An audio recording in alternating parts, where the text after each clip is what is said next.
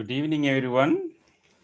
Welcome all to our Tuesday online meditation.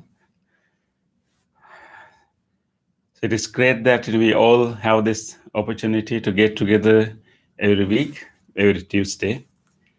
As you remember, this is originally a library meditation.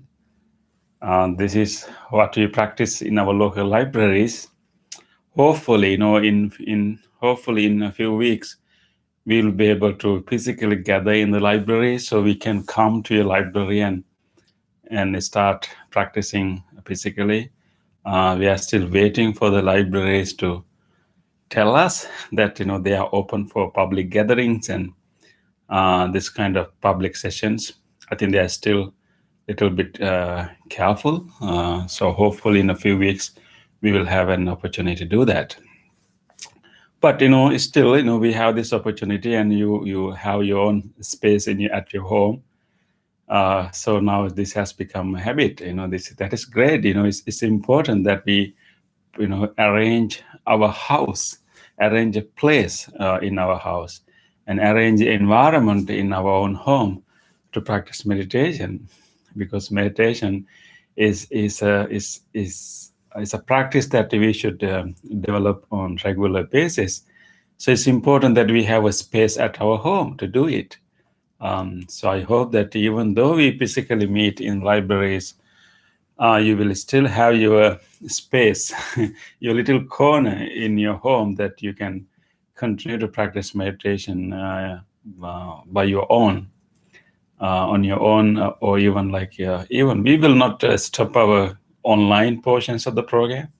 So even though you cannot physically travel to libraries, you still can join us from home. Okay, with that, let us start our discussion today before our practice. In your reminding emails from me and from our beloved friend Tim, you may have received a Dhamma message and also a reminder. So I would like to share a small story with you to complement what you read in your emails.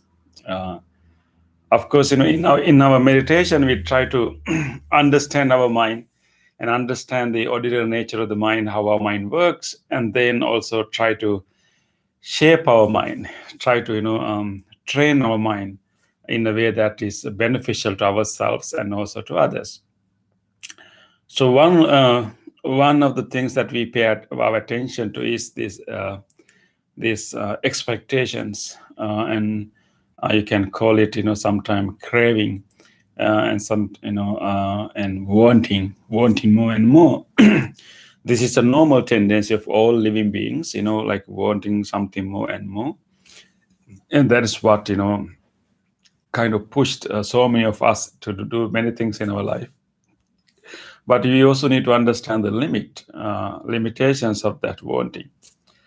So with meditation, we try to find some contentment and try to find a different way to make ourselves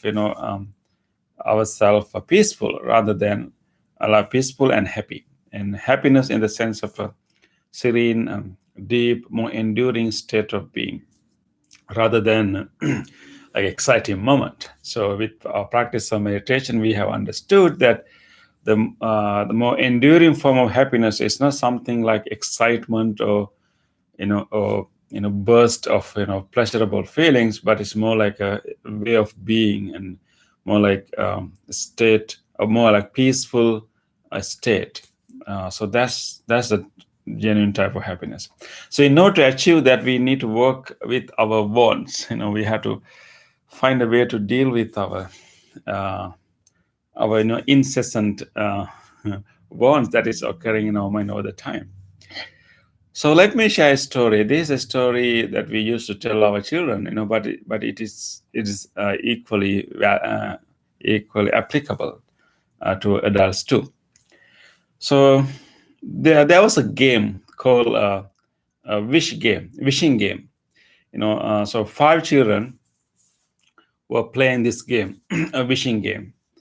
And all these 5 children were in different ages. There was a small, really young child, and then there's another one, there's another one. So the last one is little elder, so little mature. So we have 5 children. These 5 children were playing a game called wishing game.